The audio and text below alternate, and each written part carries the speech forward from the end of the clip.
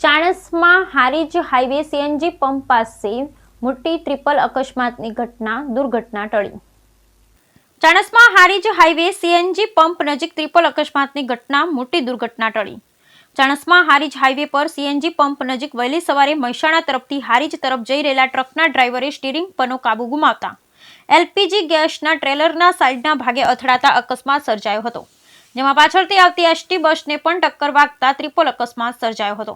જો કે અકસ્માતમાં ટ્રક ચાલકે સ્ટીરિંગ પરનો કાબુ ગુમાવતા એલપીજી ગેસના ટ્રેલર સાથે અથડાતા ટ્રેલર હાઈવે પલટી મારી ગયું હતું અને ટ્રકે ટ્રેલરને ટક્કર મારતા અકસ્માતમાં પાછળથી આવતી વલસાડ તરફની એસટી બસને પણ ટક્કર વાગતા એસટી ડ્રાઈવરને નાની મોટી ઈજાઓ થવા પામી હતી।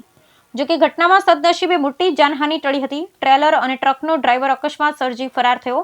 એસટી ડ્રાઈવરને સામાન્ય ઈજા થતા ચાણસ્મા સિવિલ ખસેડાયો અને ચાણસ્મા પોલીસ ઘટના સ્થળે પહોંચી આગળની તપાસ હાથ ધરી। Bureau report Anil Ramanuj, Radhanpur, Patan.